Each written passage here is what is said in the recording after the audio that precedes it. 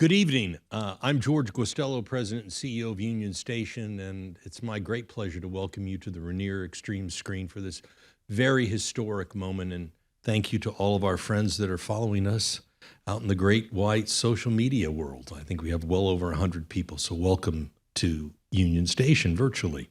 For all of you, thank you for spending the time with us. Today is a very historic moment for us. I'm also honored to welcome many individuals in this room. We have several elected officials that are with us, as well as our honored guests. It's my honor to welcome our special guest, David Harris, CEO of the American Jewish Committee. Union Station is known for historic moments, and this is one of those, David, and we are very honored to have you here at our historic exhibition, but also as a way for all of Kansas City to say thank you for what you've done to our world and making a place better to live in. You have a chance to join us at a time that is making a significant difference in our community. Do something, say something. Our historic exhibition, Auschwitz, not long ago, not far away, is the only place in the United States currently where before it has to go back to Europe. How many of you had a chance to see the exhibition? I hope it's changed your life. It certainly has changed mine, but more importantly, it has changed our community.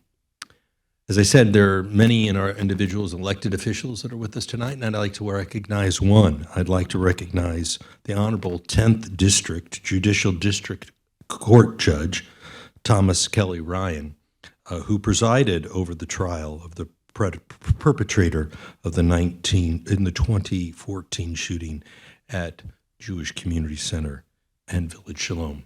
Judge Ryan, it's an honor to have you here, and thank you for what you did for our community. A special thanks also goes to the Harry S. Truman Library and the Midwest Center for Holocaust Education. Jessica is with us and Dr. Klein is with us. They're back on the back. Thank you so much for what you've done. You have been a vitally important part of our presentation of Auschwitz. You've educated thousands of people, and it's an honor to be a partner with you, and we look forward to continuing the journey together as we launch our Auschwitz Scholar Program, where we'll be teaching local Kansas City educators and be sending them to Auschwitz. So when Auschwitz does close, we will continue the mission in our community. When I think of over 300,000 individuals that have joined us to see this exhibition, a record number for Union Station, also a record number for the exhibition, we're telling the story. And all those that have visited, that have secured tickets, we say thank you. And for those of you that did join us, thank you as well. And for those of you that are online, we hope you will join us for an unforgettable experience at Union Station. When you think of Harry Truman walked on those historic floors upstairs, the same floors that some 70 years ago the displaced people walked on when we welcomed them to our community. People such as Sonia Wierzchowski. Sonia walked on those historic floors and is a testament to the individuals in our community to tell the story.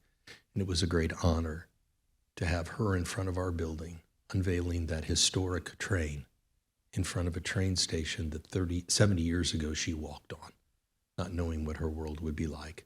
And now she tells the story, the same floors that Harry Truman worked on. And when I think of Sonia and Branya, and we can imagine those individuals leaving Auschwitz, not knowing where to come. And they looked on a map, and they could try to figure out whether or not to come to Kansas City. And they said, well, where's Kansas City? That's where Truman's from. Well, if it's good enough for Truman, it's good enough for me. Kansas City, here I come. And we've been blessed with those individuals that have told the story of the Holocaust. And it's now our responsibility to tell that story and to ensure that it never happens again. It's up to all of us to learn the lessons of Auschwitz and what it taught us and the Holocaust teachings. The hatred grows insidiously and destroys our community. it is our responsibility to say something and do something. When we leave the exhibition, that's what we are asked to do. And today we're doing something. You're here today to tell the story, to ensure that it never happens again. And it was not long ago, and it was not far away. And finally, the exhibit ends with a very powerful statement. As I said, do something, justify your existence, as it will be a tragedy for us to live while others died for us. So tonight, we have a chance to learn, listen, especially in this world that we're constantly confronted, and how quickly we were reminded of that this weekend. I also want to thank Gabriella Geller.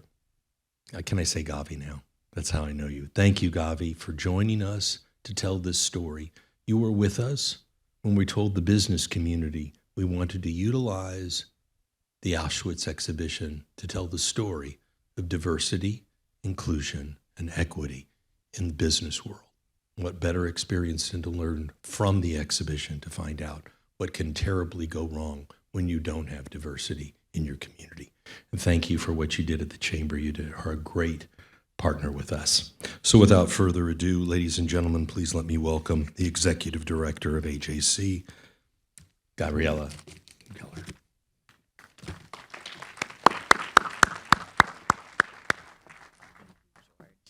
Thank you so much. My name is Gabriella Geller. I'm the Executive Director of the Jewish Community Relations Bureau, AJC, and we represent the Jewish communities of Western Missouri and all of Kansas in our mission to combat anti-Semitism and pursue justice.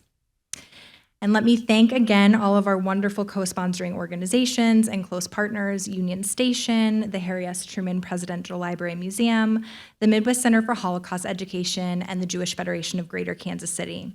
And a very special thanks to Dr. Kirk Graham, director of the Truman Library, and a great friend to the Jewish community, who will be leading us in this conversation with our guest, David, tonight.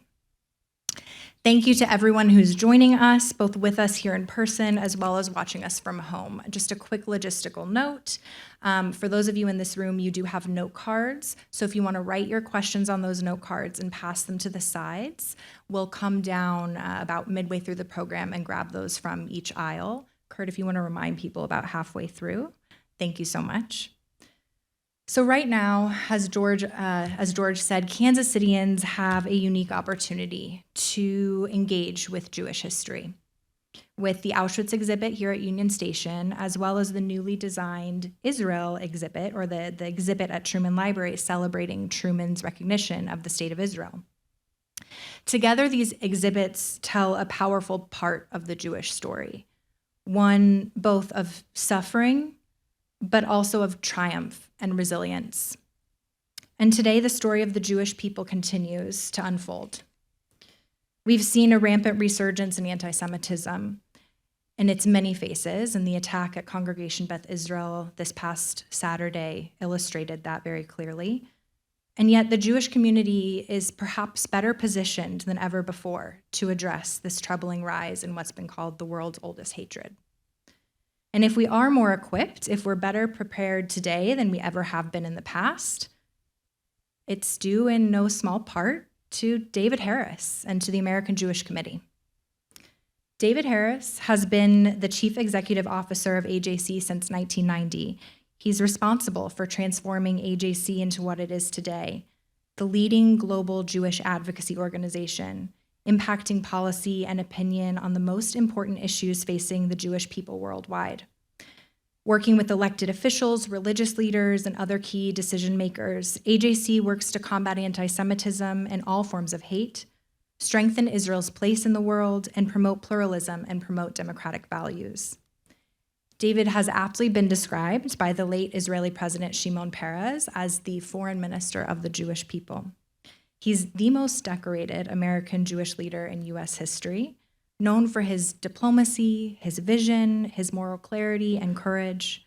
It really is impossible to quantify the tremendous impact that David has had, not only on the global Jewish community, but in strengthening democracy and human rights around the world. And just as a small token of our appreciation, we do have this gift that we'd love to give to David after the program on behalf of the Kansas City Jewish community. It is such an honor to work with him and such an honor to welcome him to Kansas City. So without further ado, let's welcome Dr. Kirk Graham and David Harris.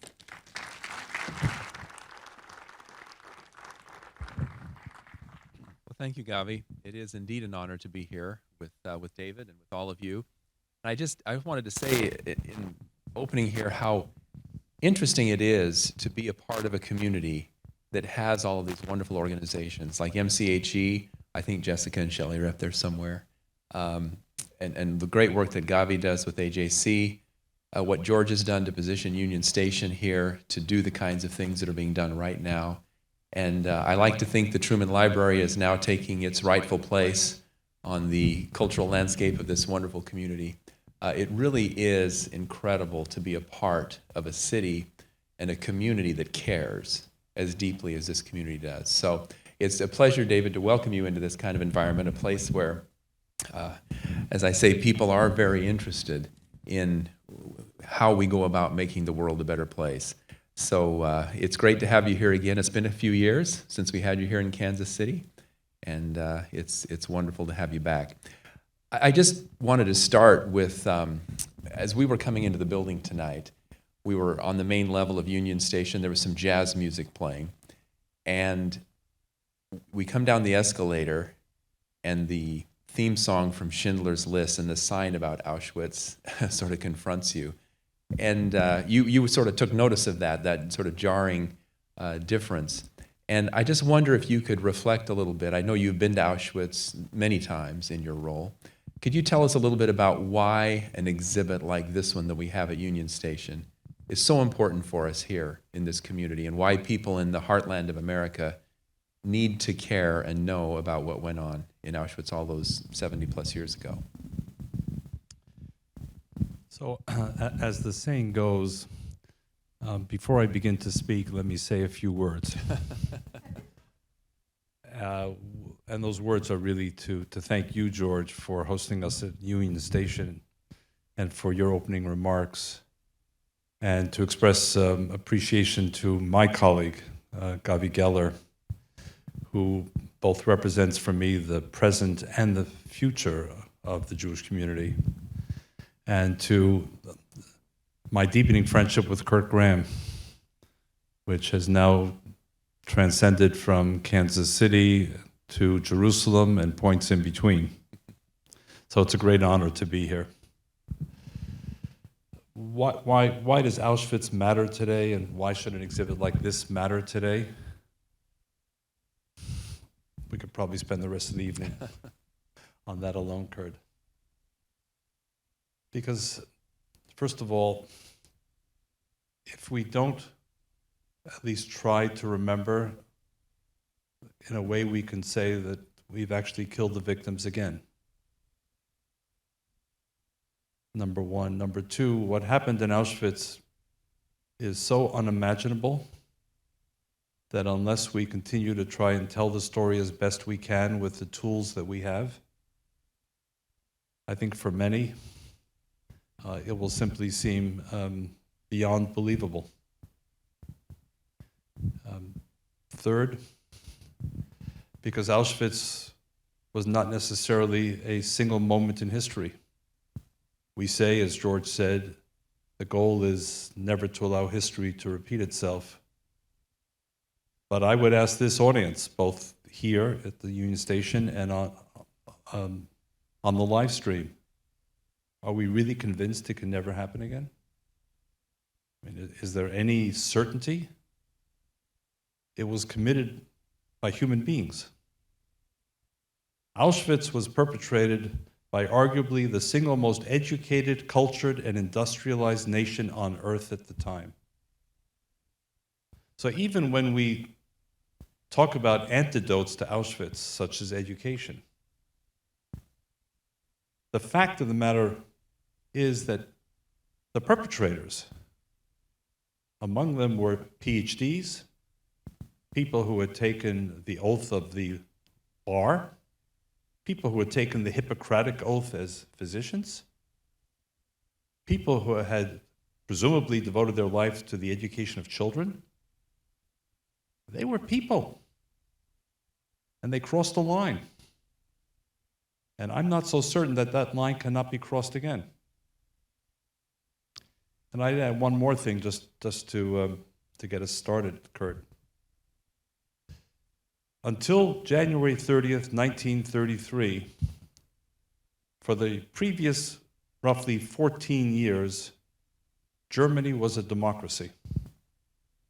It was a somewhat messy, chaotic democracy after the ruin of the First World War and the Versailles Treaty. But it was a democracy. It had a name, the Weimar Democracy. By January 30th, 1933, Adolf Hitler became the Chancellor of Germany. By March 23rd, 1933, less than 2 months later, the Parliament of Germany, the democratically elected Parliament of Germany, had passed what was called enabling legislation, which transferred all authority to Adolf Hitler, allowing him to bypass, if you will, the Congress, the Parliament. Again, I ask the question, the fragility of democracy that was revealed in Germany, was that unique to Germany in that period of time? Could it happen again elsewhere? Have we not been reminded that democracy is indeed extraordinarily fragile, vulnerable? So for me, this exhibit and the conversations around this exhibit are more than just a passing moment, whether in Kansas City or elsewhere. They're, for me, a reminder of what our agenda must be. And when I say our agenda, I don't mean the Jewish agenda. I mean the human agenda. The human agenda. At the end of the day, yes, Auschwitz saw 1.1 million people industrially annihilated, of whom 1 million were Jews and 100,000 were Soviet POWs, Polish Catholics, and others. But by the end of the war, it's estimated that between 50 and 60 million people were killed, so went well beyond the Jewish community. So the stakes involved in understanding Auschwitz, the road that led to Auschwitz, what happened at Auschwitz, the fact that it was human beings that built and operationalized Auschwitz. Oh, and by the way, went home at night to their families and ate dinner with their children and read fairy tales to their children and put up Christmas trees and decorated them in December. If we dare forget Auschwitz, we can almost guarantee it will happen again. That's a very powerful reminder, and I'm really intrigued by your the conundrum here is that the normal way we go about combating these kinds of things is through education. Let's educate people. Let's help them become better. But there's something about this hatred that fuels man's inhumanity to man. And I'm not saying, and I'm not suggesting that you're saying that we need to give up on education or give up on teaching people to be good. But given that that has its shortcomings, what are other things that can be done? What can we as a human community, as the world community, because you're right, we see this going from bad to worse in some ways, in some communities, in some areas, and you travel the world combating this. What do you think are some of the things that can and should be done, besides exhibits and education and the sort of things that we tend to do? So, Kurt, I would return first to education because obviously it's an indispensable part of the story, but what kind of education? The education we might have taught, let's say in 1960, when there were millions of survivors, there were millions of liberators, eyewitnesses to the camps. to the displaced persons camps, is a very different world than the world of 2022, where, but for a handful of survivors and liberators and eyewitnesses, they're largely gone. I'm the first person in my entire extended family born in the United States. Every single member of my extended family came from Europe during the war or after the war.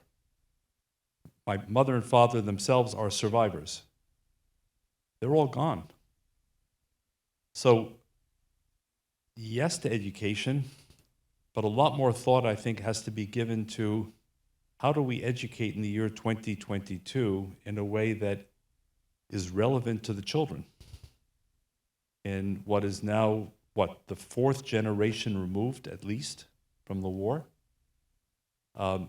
in an increasingly multicultural America, and by the way, Europe, where telling the story is not quite as simple and linear as it perhaps was in the past.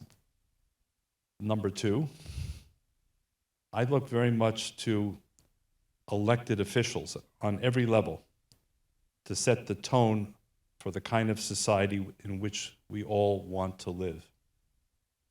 They either stand up, or they equivocate, or they go on radio silence. We don't need equivocators or folks on radio silence right now. And we don't have to wait until we reach the threshold of Auschwitz. As Gavi said a few moments ago, the fact that in the year 2022 in our country, this past Saturday, for the simple act of Jews going to a synagogue to celebrate Shabbat, 4 were taken hostage by an armed terrorist and anti-Semite. And we all know this was not the first, and I fear not the last. So we need political leaders at all levels who set the right tone and who make clear, quickly, unequivocally, this is not our America, this is not our world. We will not stand for it. We will not rationalize it. We will not trivialize it. We will confront it head on. Number 3, I think that, if you allow me to be provocative, in the history of our world, religion has proven it could be a force for good. And sadly, religion has also proven it could be a force for evil, for triumphalism, for war.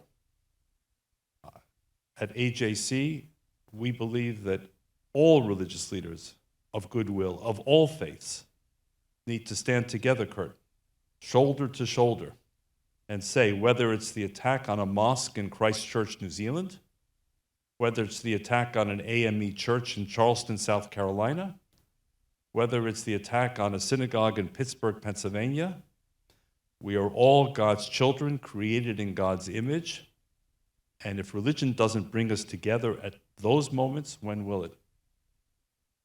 And finally, not that this is meant to be an exhaustive list, but I don't want to exhaust the audience.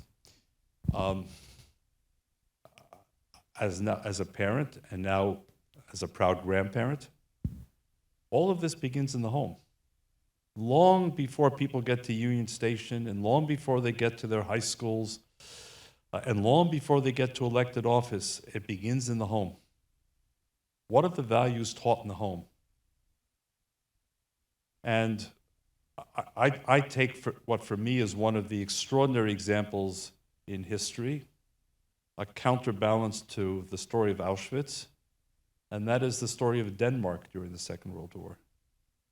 Occupied by the Nazis, who brought orders for the deportation of all of the country's Jews, and within a matter of days, before the Nazis could get their hands on the Jews of Denmark, more than 90% of those Jews were quickly ferried to neutral Sweden and survived the war, and then were able to come back to Denmark and find their homes intact, untouched, by the way, with the gardens kept by the way, contrast that with what happened to surviving Jews of Auschwitz, who went back to their homes in Poland and Hungary and elsewhere, and in some cases were killed, and in other cases were forced to leave, ironically, returning to Germany and Austria, in most cases where displaced persons camps were established by the occupying Americans and British. So what was it in those Danish homes? And in our efforts to understand the mindset of Denmark, it really came down to something very simple. It wasn't so profound. And it didn't take PhDs from great Danish universities to lead this cause. It just took everyday Danish citizens who said to all of the questionnaires, we did what we thought was right. They were our neighbors. That was it. And whether they had an elementary school education or whether they had a PhD, that was not the determining factor, Kurt. It was simply that in their homes they had been taught, the Jews are our neighbors. And that was enough to prompt them to try and save the Jews. Maybe if we begin at the home, even more people will come to Union Station, even more people will stand in solidarity, and at the end of the day, we'll be the ones standing and not the haters. Wonderful. Your ability to kind of take that down to the basic level and your perspective is so refreshing. I think both the focus on the home, but also this will be my segue into something that I definitely want to talk to you about tonight, and that is leadership. Leadership matters. Let me guess. You know where we're going. Harry S. Truman. Oh boy, you know, the guy. What can I say? David and I, as he mentioned, have a friendship that is really rooted in a lot of things, a lot of common beliefs and a lot of common goals and objectives, but we share an adoration of the 33rd president. And I've really come to just value so much what David knows, first of all, his historical understanding, but his particular way to get to the heart of who Truman was and why he mattered so much. And, you know, David, we spent the afternoon looking through the new exhibits out at the Truman Library, and, you know, that notion that it begins with leaders. And we forget that in this country sometimes, I think especially in this hyper-partisan atmosphere. It matters who we elect to hold these offices. It matters who the people are. And I wonder if you could just, this will be a softball right across the plate, tell us, what is it about Harry Truman that makes him the kind of leader that we wish we had more of and that we all should emulate on a very personal and private level? Why am I not surprised by this question? I need to say that I approach Harry Truman as a nonpartisan, not as a partisan, because I've spent my whole adult life as an increasingly rare American who describes himself as a nonpartisan, certainly in my AJC role. But I've come to believe, Kurt, as you know, that certainly among our modern presidents, Harry Truman is arguably not only among the best, he might even be in some respects, if you take the full report card, to me, the finest president we have had in the last 100 years or more.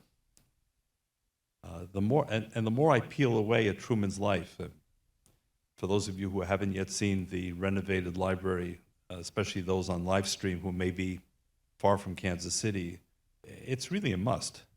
And I don't just say that to please Kurt, but It does, though. It does. I wish I could have spent the full day there and more. It's beautifully, beautifully done. But for me, Truman represents several things. Number one, he represents extraordinary courage and dignity, patriotism, authenticity, modesty, and to a large degree, humility, responsibility, and vision, all wrapped into one. And I don't have to tell this audience in Kansas City, he had to be among the most improbable presidents in the span of U.S. history. It's not as if Harry Truman was groomed from day one by his family, by his environment, by his social milieu, by the schools he went to, by the universities he did not go to, or the graduate schools or the law schools. You know the journey better than I, and you see the legacies of the journey all over the city and Jackson County. But the idea that this man became vice president on January 20th, 1945, and exactly 82 days later, having sat privately with FDR exactly twice, having not even been told by FDR about the Manhattan Project, and Lord knows whatever else, had to take the oath of office, and on minute one, his honeymoon ended. There was war raging in Europe, there was war raging in Asia, there was the development of the bomb, which he quickly learned about, if I remember from Secretary of War Stimson. And it just never stopped. He surrounded himself with brilliant people. Look around you in the world, how many would rather surround themselves with yes people, sycophantic people, subservient people? The people around him were probably the most extraordinary group of officials, perhaps since Lincoln. He took responsibility for decisions. If he made the wrong decision, he didn't try to shift blame. Fortunately, he made many more right decisions than wrong decisions, and history has proven that. I'm especially grateful, of course, among his many superb decisions, for his recognition of the State of Israel 11 minutes after it was declared on May 14th, 1948, for the vigorous objections of his most admired American, George Marshall. And I'm also struck, Kurt, by the way he walked off the stage. As I get closer to walking off my mini stage, I'm trying to better understand Truman as he walked off his global stage, and how often he referred or analogized himself to Cincinnatus, the ancient Roman leader who, when he completed his task, went back to the farm. And, you know, forgive me, this is a comment on both Republicans and Democrats. It's more a comment on today's world. So rare. So rare. I mean, look around us. This self-glorification, this self-aggrandizement, this sort of entry into the world of glitz and glitter and glamour and celebrity.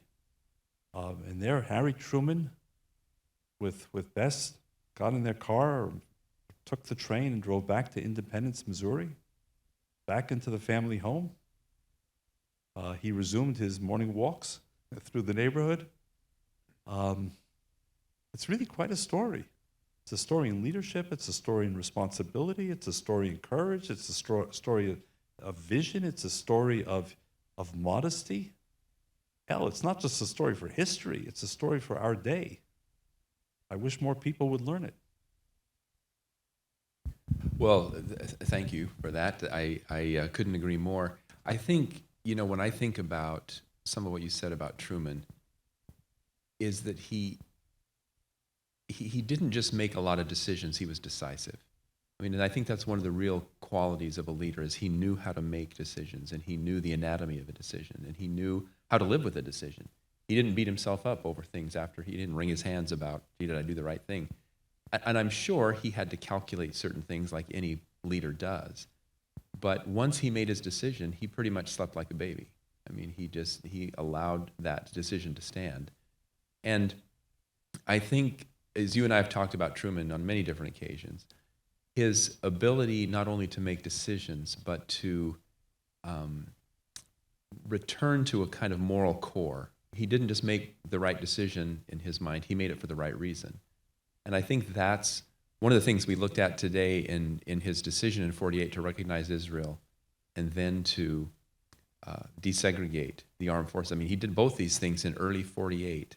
I think 2 months apart. Yeah, in May and July. In July, and then he has to stand for election in September, October.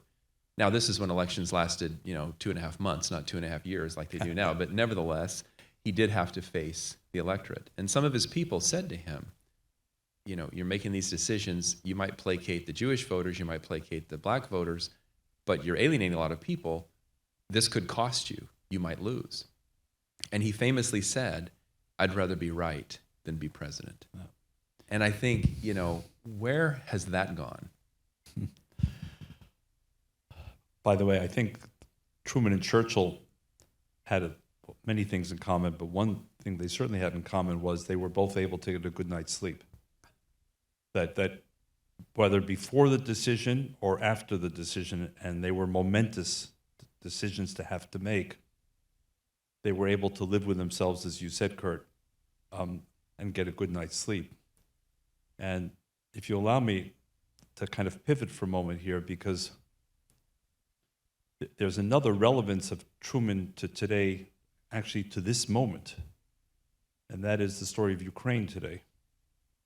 And if one dials back to Truman's evolving understanding that the Soviet Union, that was our ally from 1941 to 1945 in fighting and defeating the Nazis, was not going to be our ally the day after. Which was a difficult conclusion to have to reach, not because it wasn't obvious, but rather because we were understandably exhausted from war. And the notion of finishing one war and immediately essentially entering into a second war, even if it was not necessarily a war by arms, most immediately, could not have been an easy decision to make, much less to sell to the American people. I mean, remember, in the same July 1945, Churchill was actually defeated by the British voters, who wanted to get beyond Churchill now that the war was over. But Truman understood. And the fact that he, in the ensuing years, presided over the creation of NATO in 1949, a year earlier launched the Berlin airlift, which could have easily led to war, Kurt. Easily. I mean, it was not a decision without enormous risk.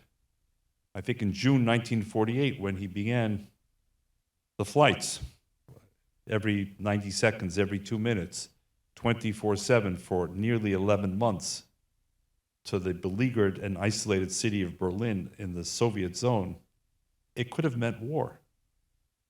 The Marshall Plan meant to rebuild Western Europe, not just as an act of grace, but also as a recognition that Europe had to get back on its feet.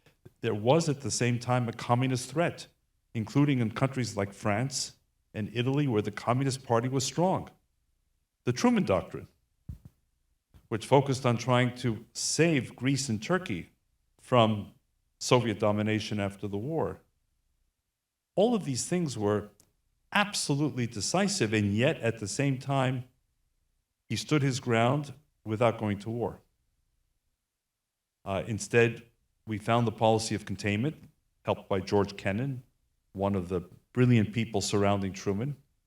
And I'm saying this only to encourage our current administration, and this is by no means either a partisan comment or a critique of the current administration, but as we as a nation now have to decide what to do vis-a-vis Ukraine, as President Biden himself said in a press conference today, I'm paraphrasing, I don't have the exact quote, he believes that Russia may in fact well invade Ukraine. I think if we want to understand what the range of options are, it would be helpful to return to the period from 1945 to 1949 and understand how George Marshall and George Kennan and Dean Acheson and others saw the world and how they interacted with Harry Truman. Because for all the differences between now and then, there are enough similarities to warrant that look back in history, Kurt. Think of that time, which I think was really the zenith of foreign policy, in the sense of understanding that the strength of the United States is not just wealth or sheer might or military power. It's the ability to attract and retain allies. And that's something that Truman did instinctively. I mean, these people don't just show up. I mean, he went out and he met with people and he made sure that they were on board with those ideas. And I wonder, across administrations and across parties, it seems like we've lost, maybe we've taken that for granted. I don't know. I'm not enough of a political commentator to understand what has gone on there. But it does seem to me that we're in a fundamentally different position today than we were in Truman's time vis-a-vis our relationship with the rest of the world. Well, there's for those in the audience who may not know the word chutzpah, it's a Yiddish and now a Hebrew chutzpah word, which means kind of presumptuousness. So I'll be presumptuous. We recommended to President Biden earlier this week that he go to Kiev now. And to your point, that he invite Prime Minister Johnson of the UK, President Macron of France, the new Chancellor of Germany, Scholz, and the President of the European Commission, von der Leyen, to go with him.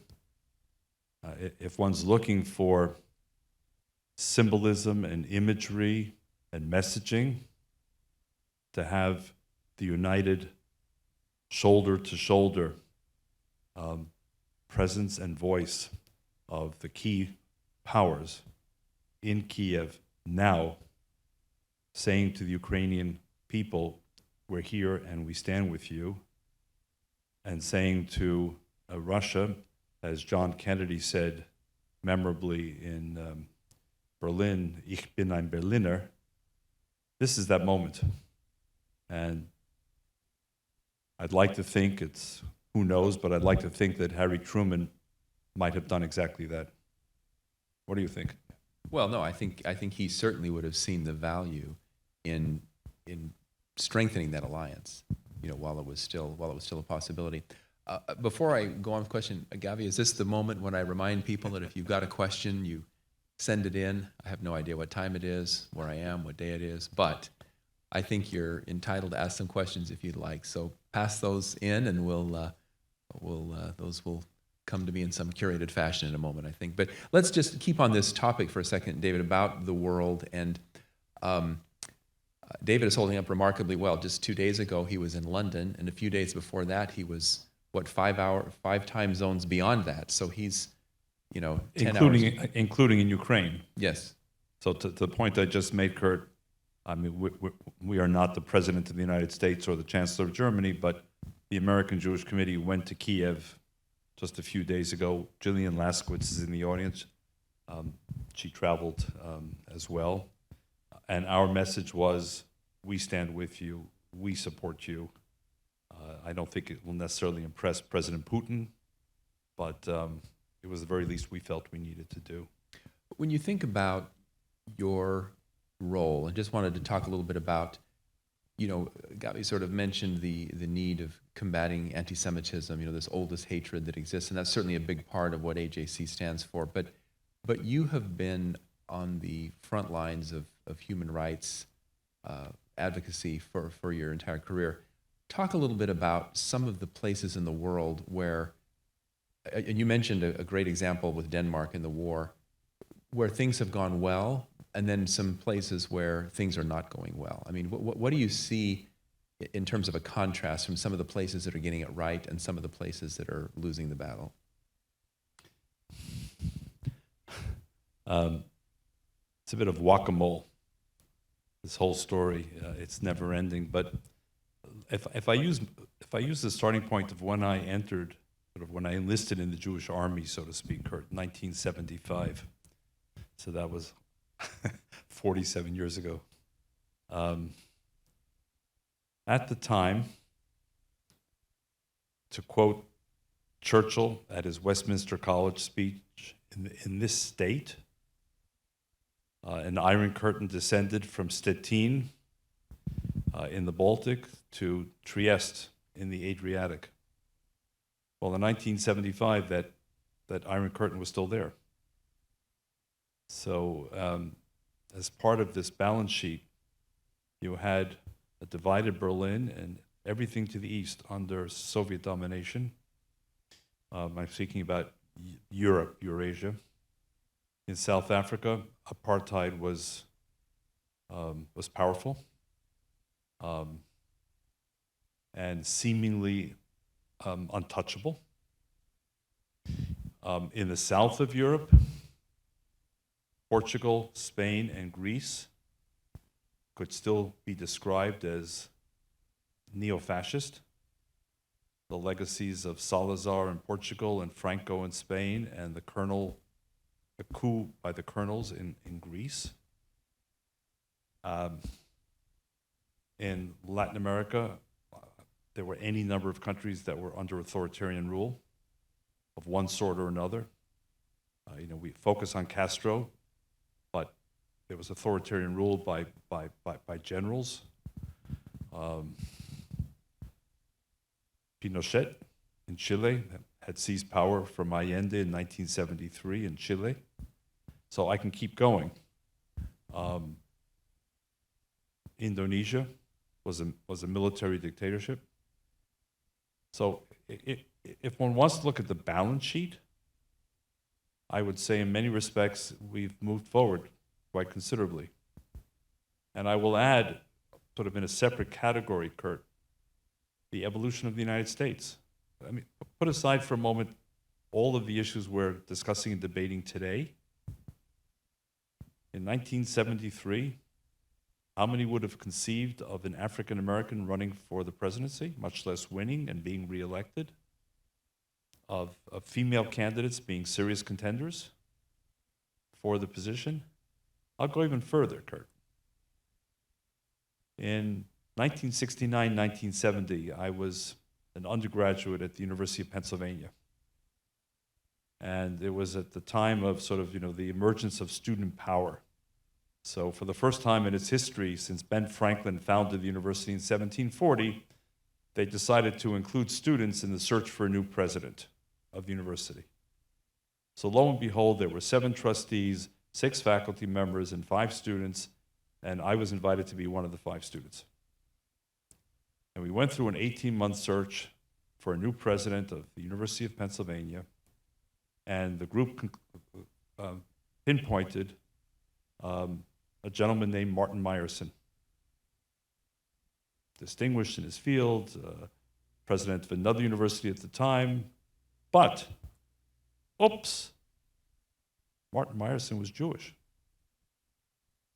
Until that point in American history, no Ivy League university had ever been led by a Jew. Ever. We're talking now 1970. They chose him. And it turned out almost simultaneously that Dartmouth also broke the barrier by choosing a Hungarian-born Jew named John Kemeny. And the dam broke. So I can argue as well, if we're looking at the Ivy League universities, if we're looking at the Fortune 500, if we're looking at Wall Street, if we're looking at other indices, America itself has evolved in a positive direction. For all of the challenges today, all of the stasis, all of the paralysis, all of the polarization, who wants to go back to 1970 or 1973? On the other side of the ledger, in Latin America, we go back and forth. It's not history is rarely linear. It doesn't just go from A to B to C to D, and it doesn't always go necessarily in the right direction. Some countries, yes, some countries, it's like the children's game of what's it called? One step forward, one step back, one step to the side. We had great hopes for Russia in the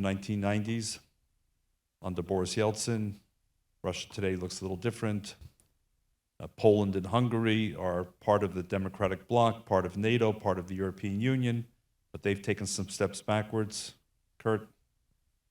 The African continent remains a very mixed picture as well.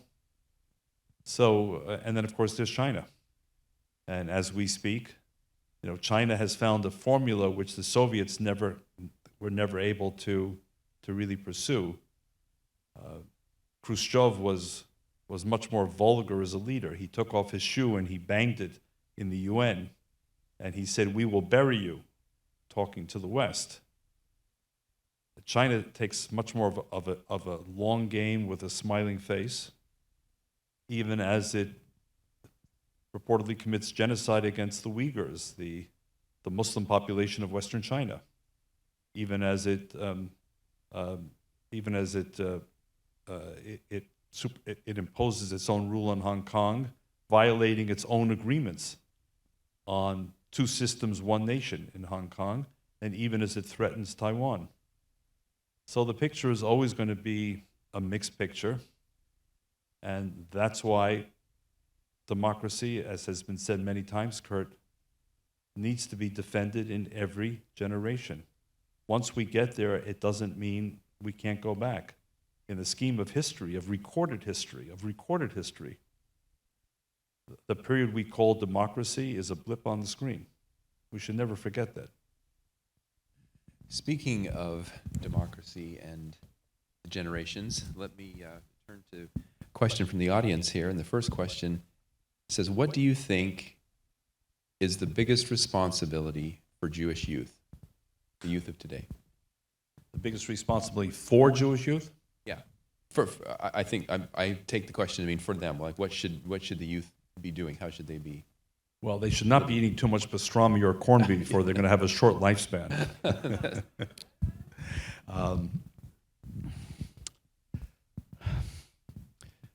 I'm not sure what the questioner intended, so I hope I'm answering it in the way that you intended it. But for me, it's very painful to say this toward the end of my own career, having hoped, as young people are supposed to hope and believe, that there will be a Pfizer vaccine at the end of all this story against anti-Semitism, against racism, against xenophobia, against evil. That's how you begin your life. That's how you should begin your life. So for me, young Jews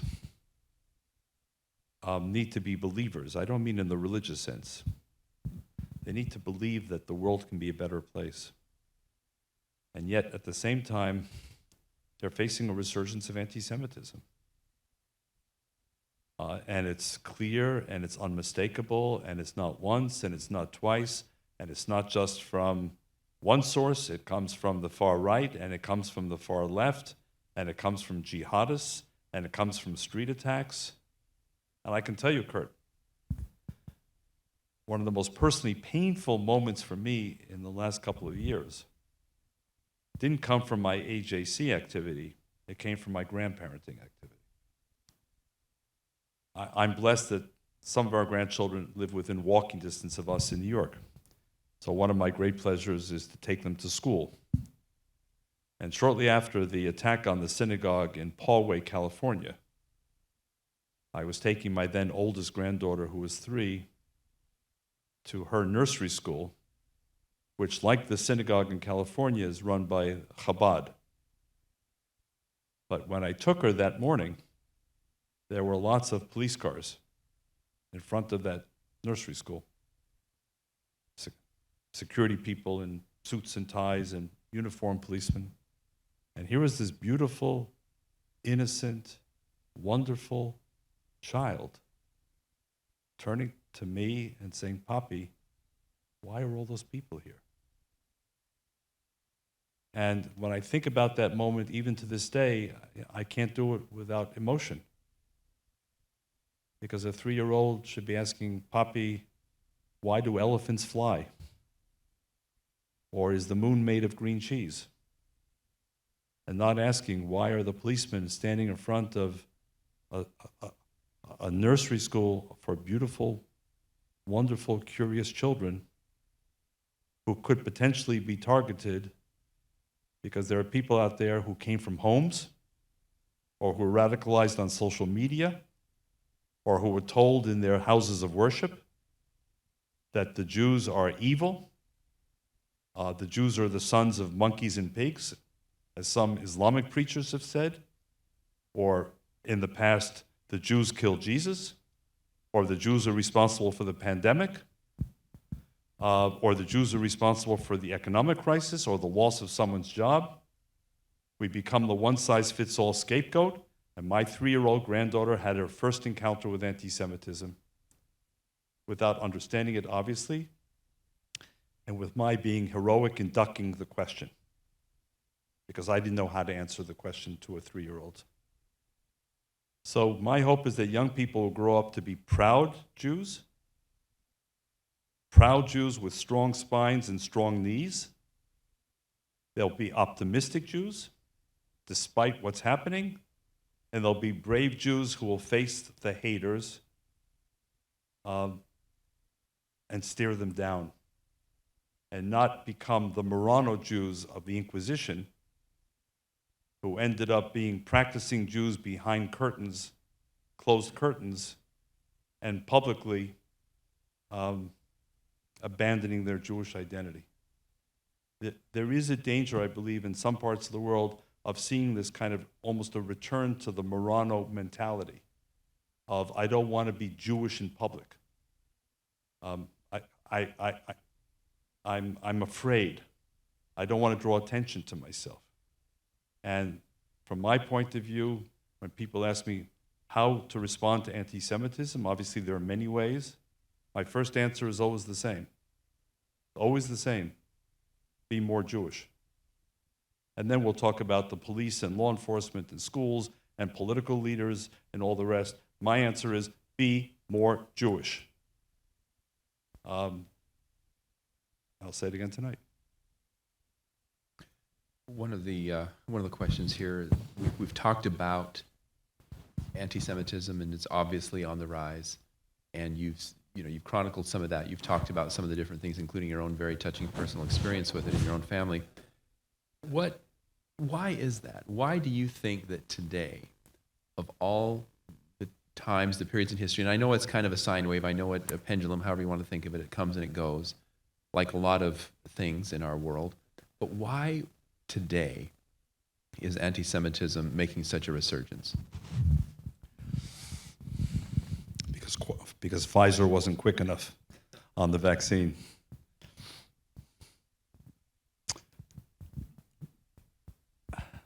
It's a hard question to answer, Kurt, but let me try.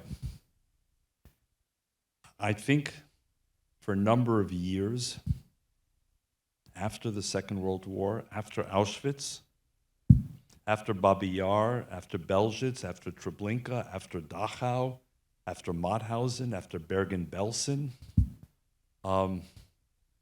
Hitler had given anti-Semitism a bad name, if I can put it that way.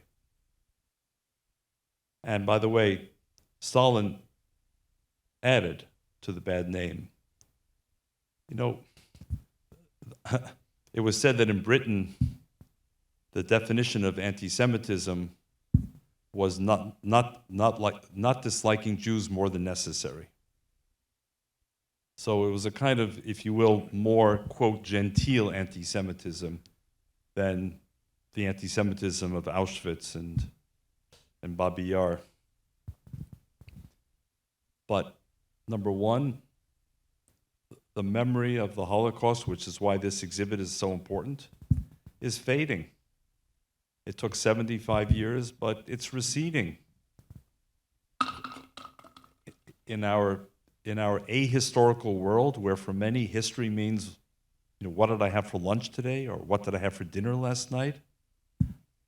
Who cares about these old stories told by old people about old times in old countries? Who cares? Who cares? It's all about now, the moment, instant gratification, the next step.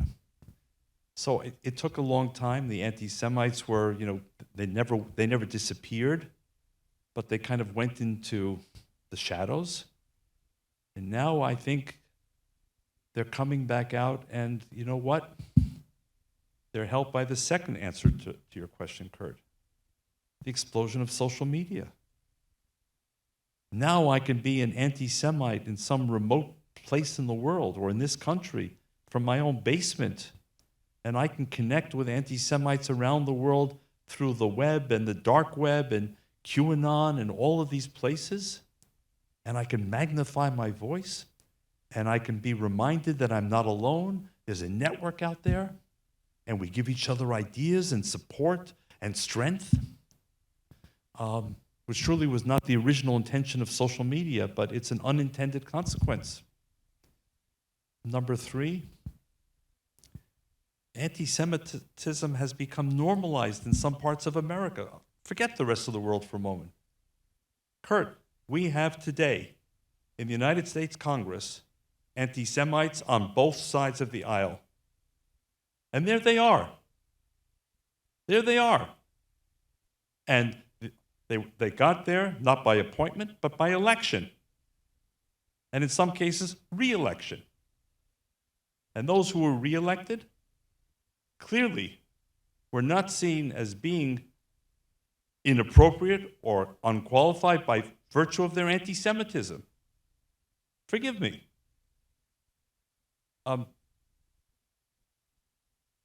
Is this acceptable? Is this acceptable? These are people who are now sitting in the United States Congress.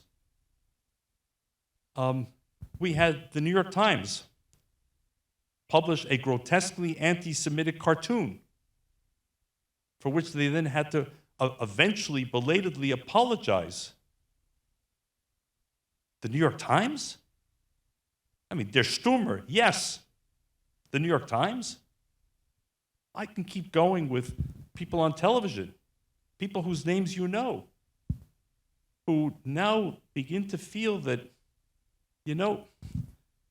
the guardrails against anti-Semitism have been relaxed. They can kind of move closer without getting fired from their job or defeated in the next election or sacked in their job. Anti-Semitism in some places in this country is becoming more normalized, and I would add, Kurt, is not taken as seriously as many other forms of racism.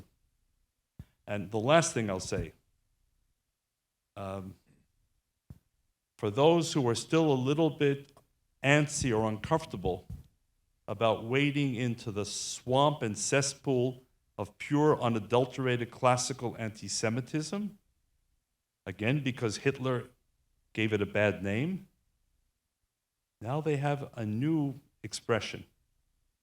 And let's put it right out there.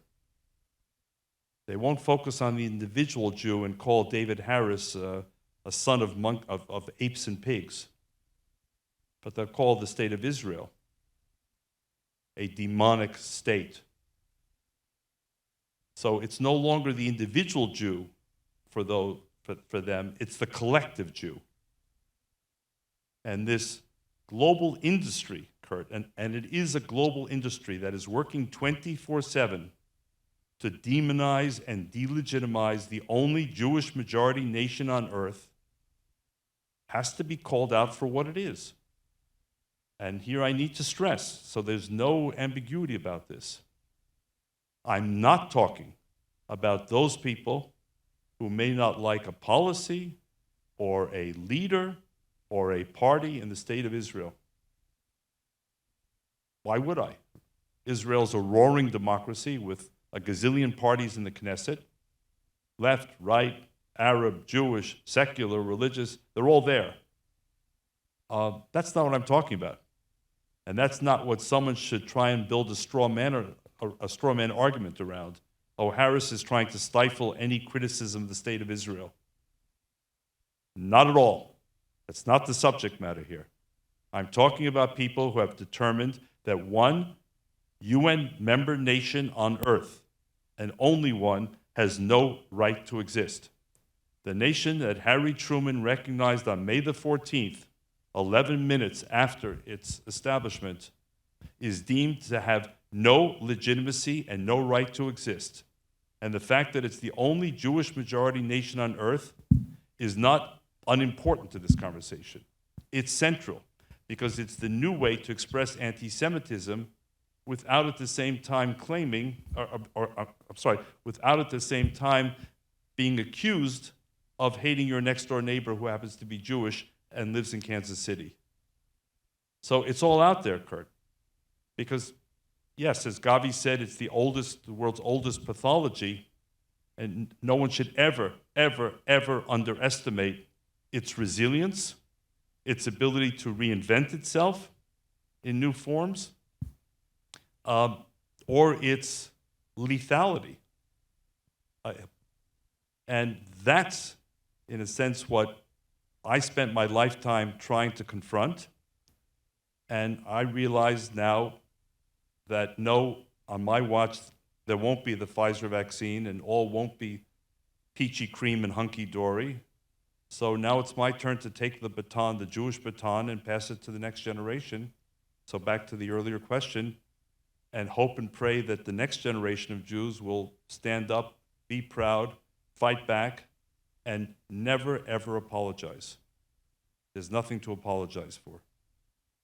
Do you think that there is any connection between these elements that contribute to this rise of anti-Semitism? Yeah. And the notion that you mentioned earlier of the fragility of democracy, that democracy is also under attack? Is there, because it seems to me in some ways, part of the problem is you say these people who are anti-Semitic, whether it's wherever they are in the world, a lot of times they're elected. I mean, so they represent a larger thought than just their own. And yet, democracy itself is under attack. How do we sort of look at those two things? Because I think most people would agree that anti-Semitism is a bad thing and we want to move beyond it, but we also would agree that democracy is a good thing. We'd like to see more of that. The fact that it is under attack at the same time that anti-Semitism is on the rise, to me is a double problem. It should be setting off some alarm bells, Kurt. Look, there are those who say that Jews are the canary in the coal mine. A reference, by the way, that I completely reject. I mean, I understand what the people are saying, but in order for the miner to live, the canary has to die. Because the carbon dioxide or the methane gas will first be felt by the canary, and of course that gives the alert to the miner to leave. And forgive me, Kurt, and I'm not personalizing this, I hope I'm speaking for more than myself, but after 2,000 years I'll be damned if I or my family are going to be the canary in the coal mine for anyone.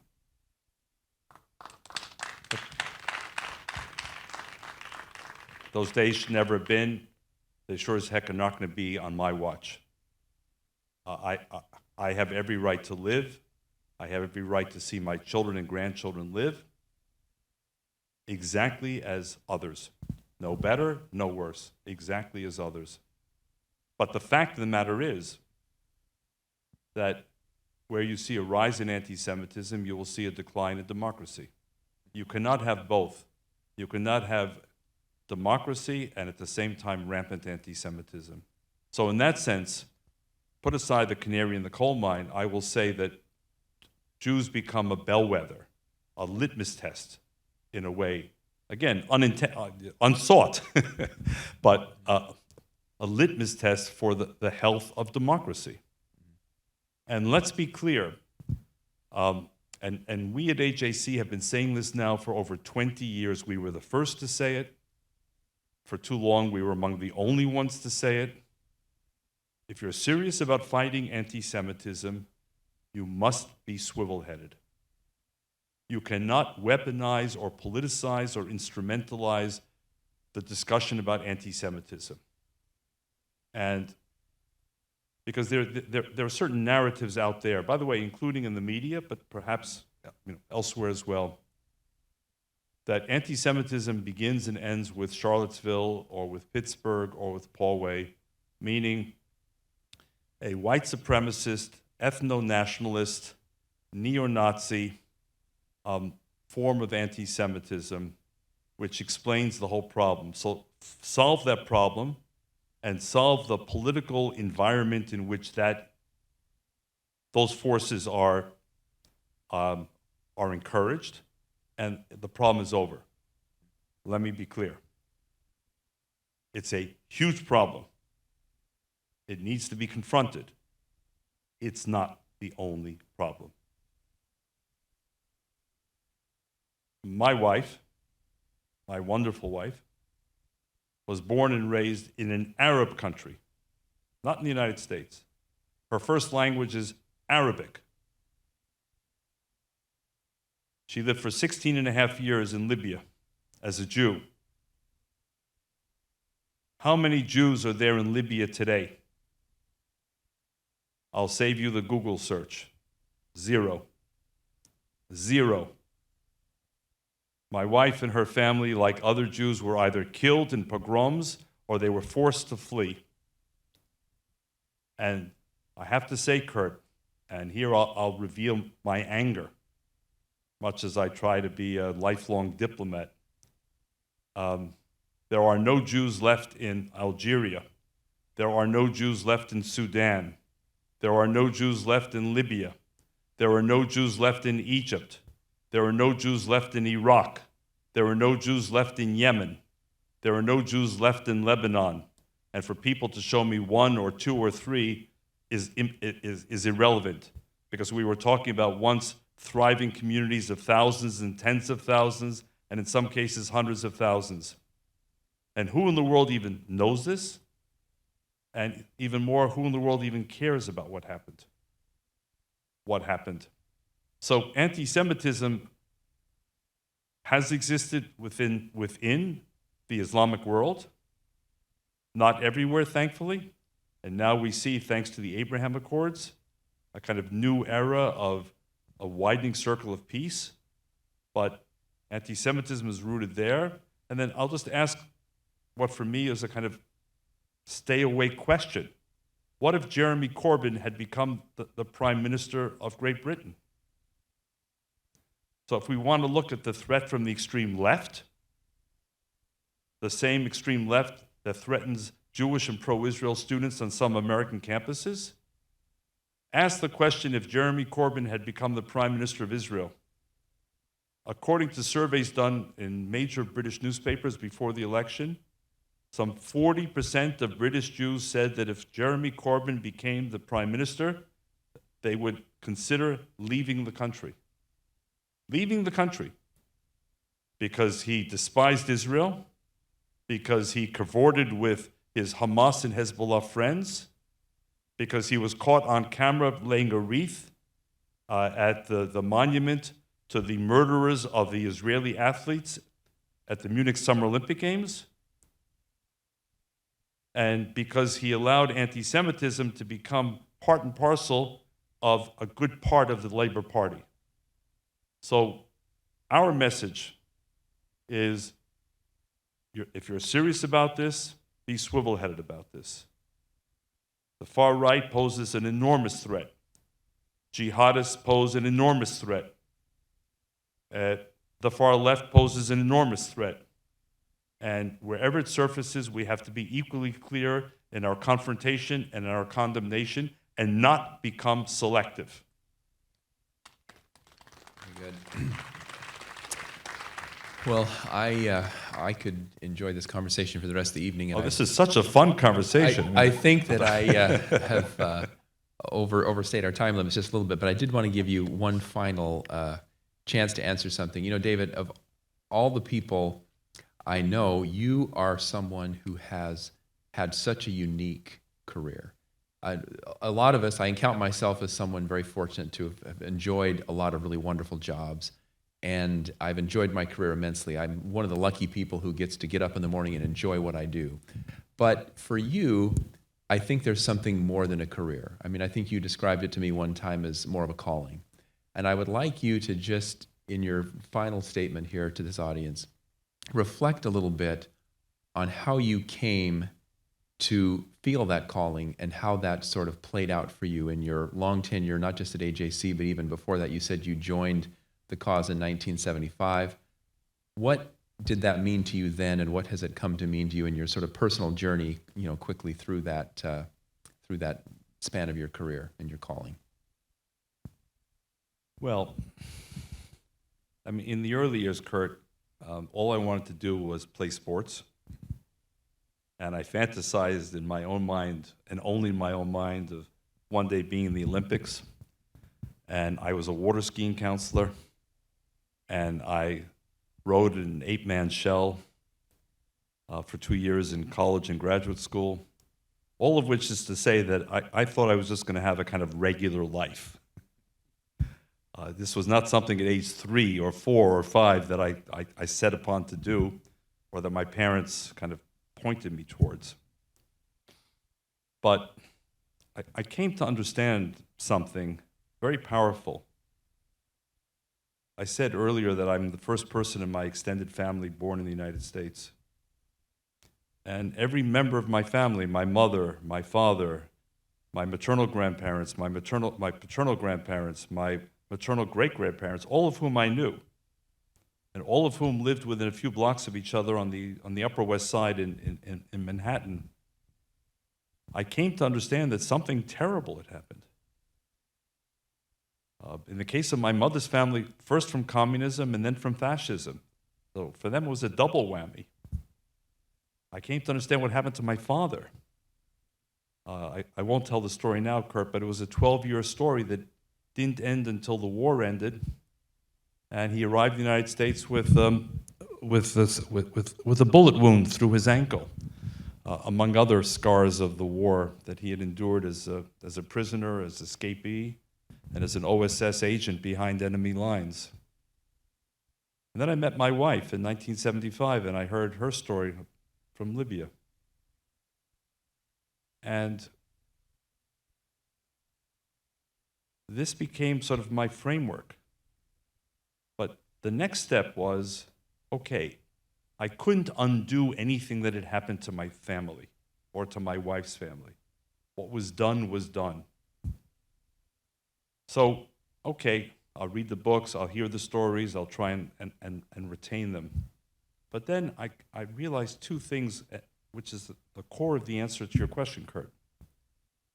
I came to understand that the war against the Jews had not ended with the Second World War. I came to understand that the war against the Jews had not ended with the expulsion of every last Jew in Libya or countries like Libya. There was a contemporary war against the Jews, and I saw it in the 1970s, which was my sort of decade of maturation. I saw the Yom Kippur War of 1973, in which Egypt and Syria attacked Israel on the holiest day of the Jewish calendar with what I feared was the intention of eliminating the state. I heard the cry of millions of Jews behind the Iron Curtain saying in Russian, Atpusti narod moy, Shelach et ami in Hebrew, the 4 words we know from the Passover holiday, let my people go. And I realized, Kurt, that what happened to my family did not end with their arrival in the United States. That the war was ongoing. And I don't mean to sound too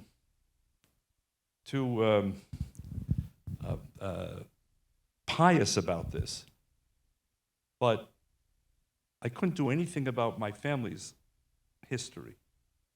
But I realized that if I really honored their history, I had to confront what was happening in front of me. And that was it.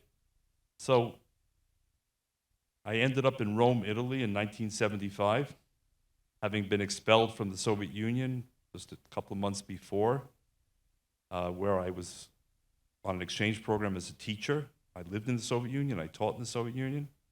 I met Jews in the Soviet Union. I heard their pleas, and the Soviets expelled me, and that was for me the last straw.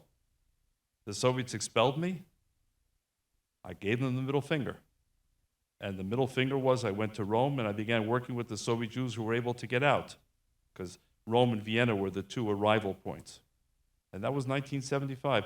Tricia, I'm looking at you because you're also active with the Joint, Tricia Ullman, and the Joint Distribution Committee in Hayes, and the Jewish Agency were the agencies that were there in Vienna and Rome meeting this mass migration of people who were trying to get out, Kurt. And first I thought I'll do this as a bit of a Peace Corps story, a couple of years and feel good about myself and then, go whatever. And I became completely consumed by it. So is it a calling?